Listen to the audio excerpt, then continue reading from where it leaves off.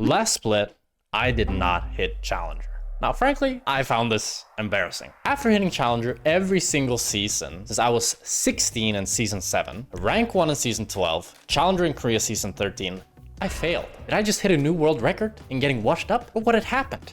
I only announced my retirement a few months ago and suddenly solo queue was feeling so incredibly hard. What had happened to me? I realized that what I needed was the right motivation. Therefore, after moving to Berlin in January and finally getting settled in, I decided that February was the month that we needed to increase the pace. So I decided February free elo came to be. Streaming every day of February, link down in the description below, and hitting Challenger no matter what within the month. Now that we hit the Challenger, within 8 days, far surpassed my expectations. I'll be continuing my climb and seeing how far I can go. But after just 8 days, ladies and gentlemen, I have hit that goal.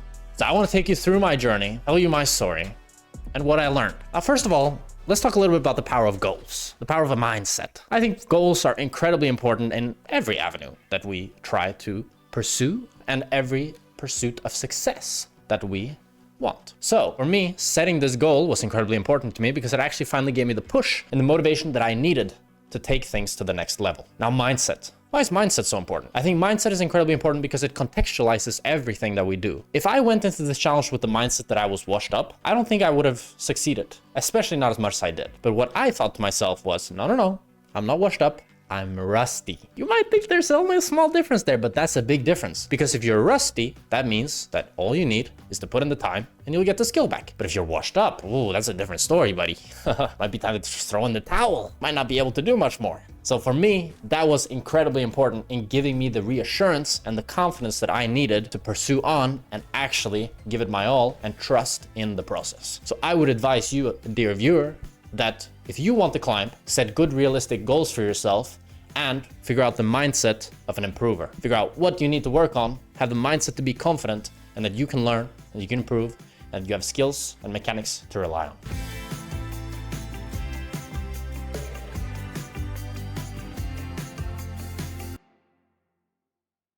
We're starting this challenge off at 255 LP, and I do want to preface this by saying that my MMR was pretty good. So even on some of the days where we ended up with 50% win rate, I still climbed a little bit of LP. If I had worse MMR, this challenge would have taken a little bit longer, but you know me, I probably would have hit it anyways. But it's just good to say that because, you know, people might be like, oh, but your MMR, bro. Yes, I had good MMR. I still finished high LP last season, even though I didn't finish challenge. Day one off at 255 LP. And we have a tough start to day one here. We go 1 and 2, but we get a beautiful bounce back, winning 6 games in a row, playing mostly Jhin and Tristana with one insane banger on Kalista with a massive comeback. Enemy jungler had 23 kills and we still ended up winning. And it was a Talia jungle completely countering me. But me and Fred, we just took matters into our own hands and we made it happen. And God, oh my God, we did it. Oh my God, we did it. And you doubted the Kalista. You doubted the Kalista. You didn't think he got it like that. Did that game remind me of why I play League in the first place? That was the end of day one, finishing the day 7 and 2. Day 2, starting off at 390 LP. After a great start to day 1 to start off this challenge, I was met with some adversity. After winning my first game with a 1v9 Tristana performance, I lost 4 in a row. And by the 4th game, I could tell my focus was waning. I was starting to play worse and I was getting more and more frustrated. So I realized I needed to take a break. We ended the day down at 52 LP. And you might be wondering, you only played 5 games that day. Why did you stop playing so fast? Well, for me, I want to explain to you a little bit about my structure of how I try hard and how I get the most out of my performance. I am a morning person. I feel the best in the morning. So when I wake up, I like to grind really hard, essentially. And that's when I feel like I have the best focus and I can play the best. So I use that time to play like my best quality solo queue. And then after that, I typically try to do other things like either going gym or, you know, just chill streaming on a Smurf account or something like that. However, I noticed that usually when I lose streak, if I lose 2 or 3 or 4 games in a row, usually by the 3rd or the 4th game, if I start to have negative thoughts as we enter into the game, I know that I should probably quit. If your top laner gets solo killed and that actually makes you mad, you should probably take a break. Because it should be your top laner gets solo killed and you just don't care. Because if you just don't care, that means you're not getting tilted by the small things. But the problem that happens in solo queue is that the small things add up. And you get to the point where all it takes is your support makes one mistake and your mental is destroyed.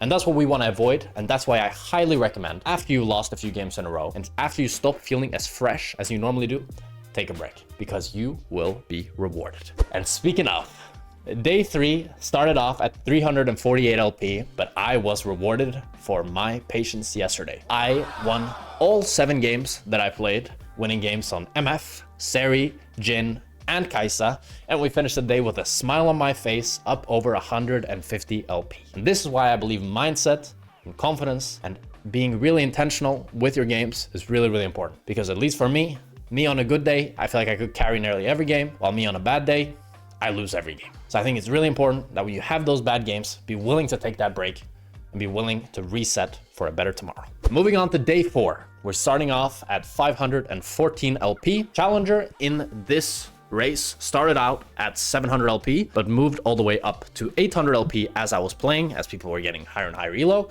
And probably as I've recorded this video, it might even be 850, 900, who knows? LP inflation these days goes crazy, but 800 LP was the safe spot. In day 4, continued my win streak, bringing it all the way up to 10 games, playing a variety of Seri, Kai'Sa, and Jhin, until the Solo Queue gods decided to put me back down to earth and gave me 3 losses in a row.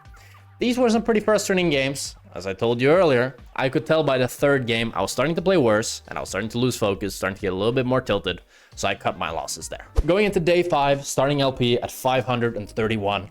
Day 5 was honestly just really underwhelming. We went win, loss, win, loss, win, loss, win, loss, and didn't really make any headway, ending the day at 4 wins and 4 losses. However, not all was lost, as I discovered a way to play my favorite champion in League of Legends, Aphelios, and how to make him finally feel good again. So my build on Aphelios is Yuntal, Swiftness Boots, LDR, Infinity Edge. I've been going 1 point W level 1, putting a few points into Q, then maxing E, then maxing Q, then maxing W. Why do you go Yuntal on Aphelios? I've said Yuntal was bad on Aphelios before. The reason I think it's so good now is because you get a ton of attack speed, and you can get the movement speed from Swiftness Boots, so you don't need the attack speed that you normally get from Berserker Greaves. And it just feels amazing. I highly recommend you try it. And I also, to be honest, just realized that in general, that LDR and Yuntal are incredibly OP items right now. If there's one thing you should learn from this video, it is the fact that Yuntal and LDR are incredibly OP, and you should be buying out of every champion that essentially can buy it. My thought process behind delaying my Infinity Edge and getting LDR before is just that LDR has become such a strong item with the 40% armor pen,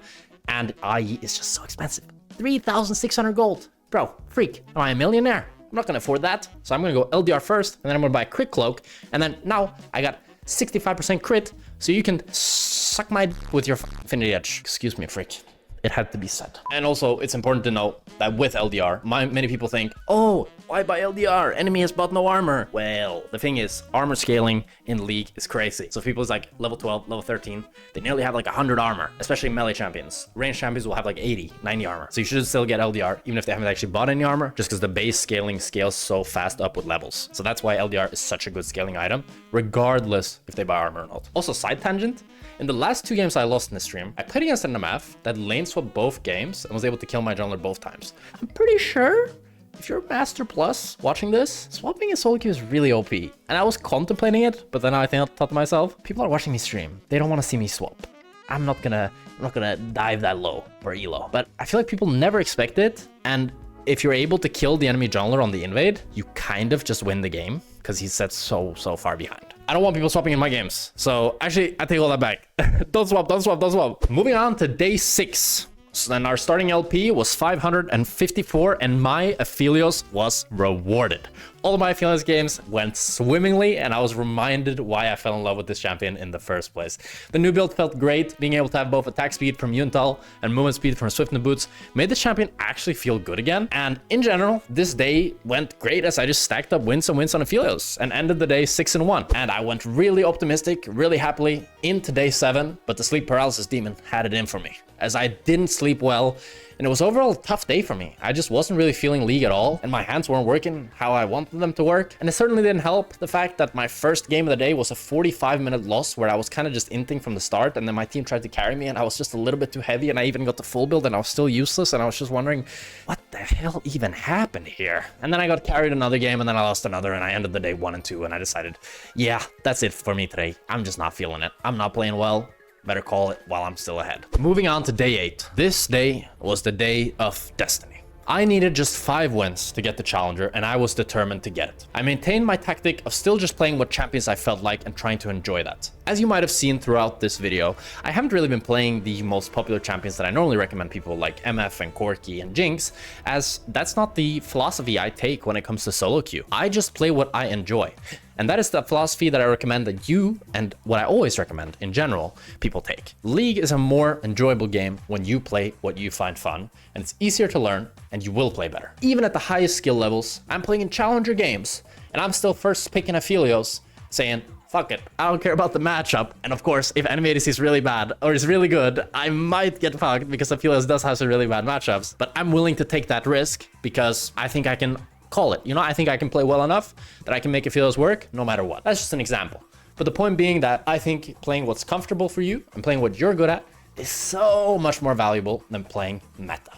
But back to day 8. So I needed 5 wins the challenger. I started the day off with a crazy Tristana comeback where I had to suffer lane against Corki Poppy, and I was reminded once again that that Corki champion is just not healthy. It just doesn't make sense, his kit. Why does his mobility spell deal 300 damage level 1? Why can he just buy full HP and armor and still one-shot me? And his Q is like a skill shot, but there's no skill involved, and it's just disturbing champion. Honestly, just disturbing. But I won the game, so was really happy about that one. Then we had a pretty second free win of the day with an Aphelios against a Fiora bot lane, where I was kind of smooth and kind of schmoozing, doing pretty well, pretty happy about that one. And then we had a game 3, a nice little hard carry on Zeri against Comp, previous LEC. ADC, you might know him. We had some nice montage moments. Editor, show the Zeri clip.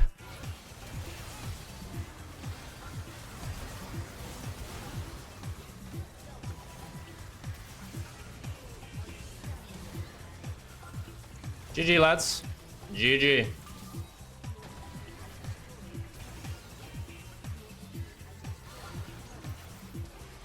We got there in the end. And then we had a nice little free win on Jhin against Slendo, probably the best Raven EU, and had some nice moments in that one as well. And then I had to face my final test for game number 5, jungle diff. One so enormous, I had to tell my jungler exactly what to build because he was building Collector against 3 tanks. And I told him, brother, we need to get you to buy LDR. And that brother actually listened. He sold his serrated Dirk and started building Last Whisper. Now this is the game that I needed to win to get the challenger. Let's see exactly what happened. Just kind of based on vibes, just picking what I feel like. I'm not playing good champs. I'm playing Aphelios, I'm playing Zeri, I'm playing Tristana, I'm playing Kai'Sa. Let's hope they don't go like Varus Karma or some shit, because if they do, it's over for me. Corki's banned, Ezreal's banned. Okay, they don't have that. They go Caitlyn maybe? Caitlyn is the worst thing they can go. Or a mage. Oh wait, what? It's Katarina bot rather. Well, that should be fine. I guess I just scale. But Katarina Braum is actually super obnoxious. You know why, chat? Because Katarina's dagger procs his passive. Katarina's E procs his passive. Katarina ult insta-procs the passive. She can proc the passive so insanely fast. It's actually insane. It's good that I have cleanse at least. High value cleanse game. What if I go like shield ball second or some shit? I might cook a little bit. I've never had Tibbers as a win con before, but first times for everything. Do you watch any shows currently, Ek, or do you have another time? I'm watching Solo Leveling and Orb, Movements of the Earth. Like episode 7 of Orb. I'll probably watch more of it today. One more win for Challenger, chat. I'm gonna lock in. One more win for Challenger.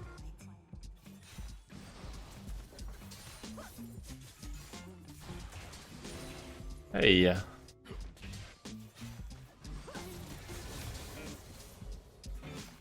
Close. He also broke Seju passive insanely fast, I guess. They have a bit of a cool comp.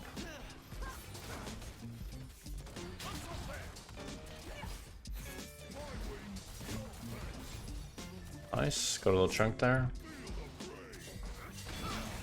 Oh no. I'm unsure why Kindred went for top grab when we had full bot prio. That was a bit of a silly choice. Maybe it was just because of the mark or what?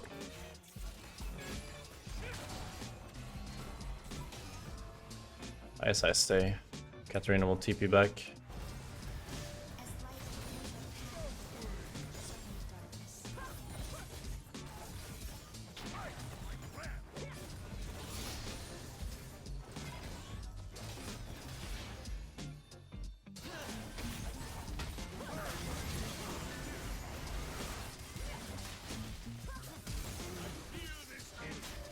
Good that I chunked them out here so they can't play the Divas. It's safe for one more wave for BF sword, but they could just look to regank us.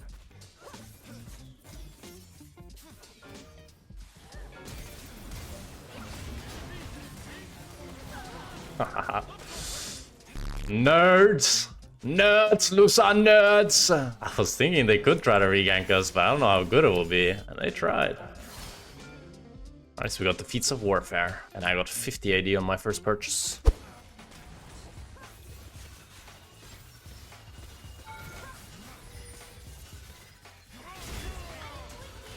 I don't know why I held my ult so long. I'm stupid. Wait, all my chakrams disappeared as well?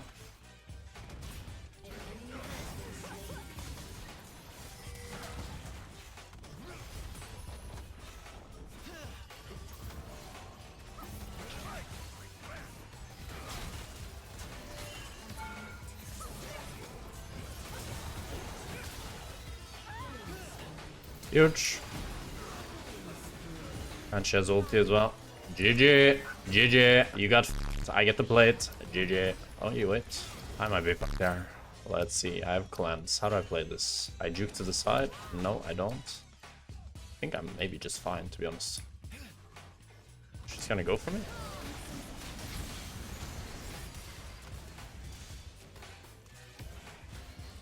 Dumbass. GG! Okay, gold, huh? Challenger. Challenger. This boy is getting challenger. Bomba.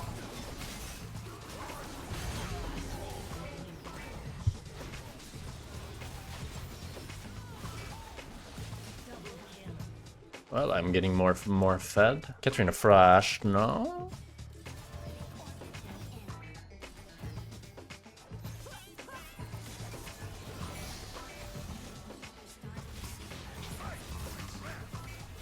Yeah, you guys are gonna do a lot to me, I think.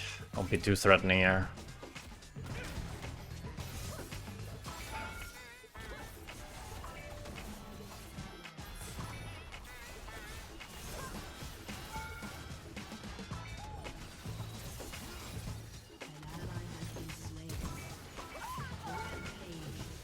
Oh, wait. Hi. Is he gonna let me live or what? Bro, what's this, bro? Why is he, like, not trying to kill me? What? Like, who the fuck does that? He flashed in my face, and then he's, like, not walking up. He's just walking to the side. Ah, he's crazy, I guess. Something is suspicious here. Someone is here. Maybe Sejuani.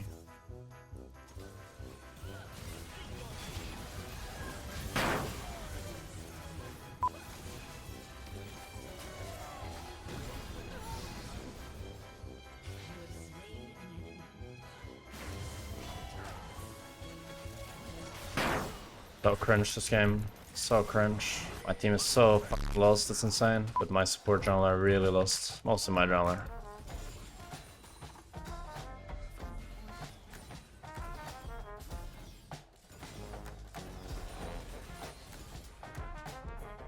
Should get free mid tower here. Hello? Shine bright on the evening sky. Doctor_Yellow.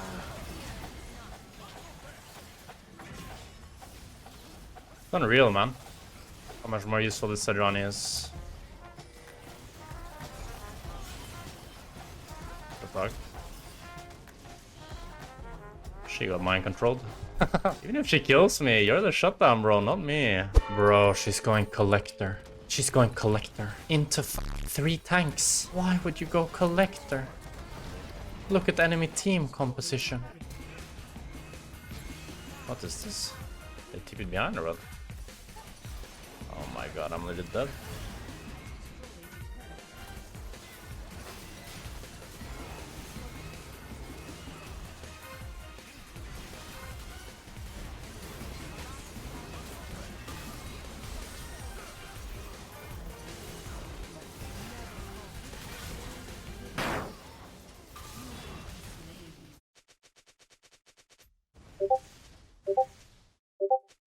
But it's crazy that someone has to tell her that, you know? That says everything you need to know. What the No way. Okay, this has to be troll, right? Do damage, team, please. Seriously. You guys are so useless. How? Why is my Kindred summoning Herald? What? Okay, she got the steal.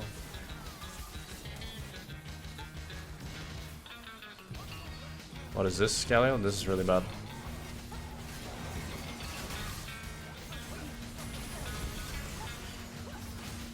I pinged to drop the mid tower. Obviously, we have to drop the mid tower. Really need IE, and my damage will explode.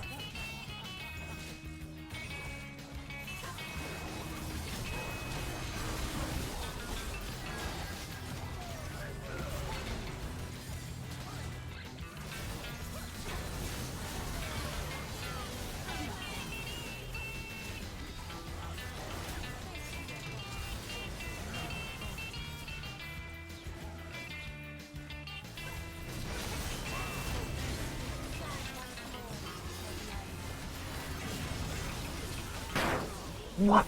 Sedge W did 300 damage? It's okay, we kill them all. Good job, team. Good job, team. Good job, team. Good job, team. Let's get Vamp Scepter into shield though now. Just so much max HP to Sedge. Our W. Look at this! Our W did 600 damage!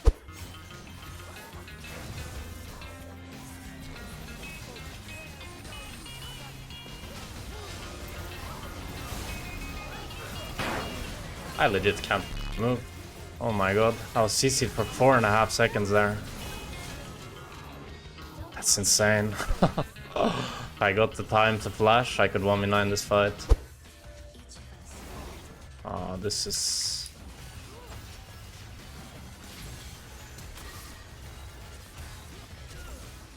Bro, I'm just gonna get solo kill there. What the f, bro? I need a lifesteal on something.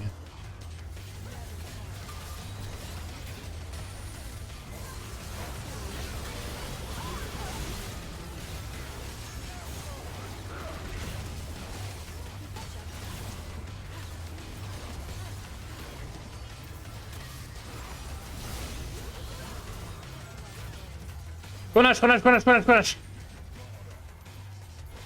Huge! So huge that I didn't die here. If I died here, the game might have exploded. Katarina into this fight, which is nice. Oh, she's so mobile.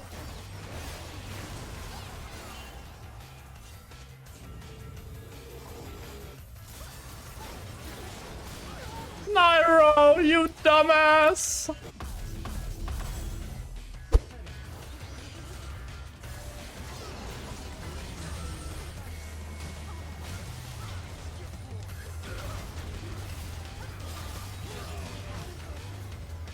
Didn't hit them both, and then crit. That's alright. That might be all we needed. They have no wave clear, by the way.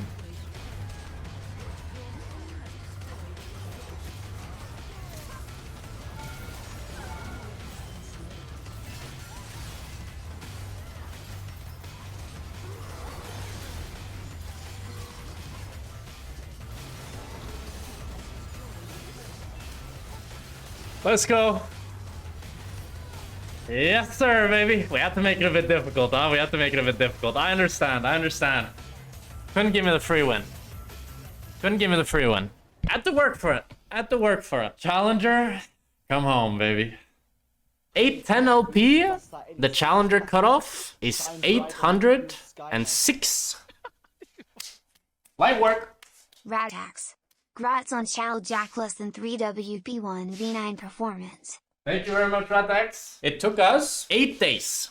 8 days. So this is the story of how I managed to get the challenger in just 8 days. Overall, very happy about this challenge I did, and I'm really open to do more challenges like this. And yeah, if you guys enjoyed the video, leave a like, subscribe to the channel. If you're interested in more educational content, you should check out the courses down below. They should be perfect for you, and I think you can learn a lot. And join the Discord for if you want to talk to me, book a coaching session, all that good stuff. And yeah, really excited about this new step in my career, being a full-time content creator, and all the stuff that it allows, videos like these, challenges like these. And if you have any ideas, then hit me up. I'm always down to do new things and figure out new forms of content. Hope you guys enjoyed the video. Bye.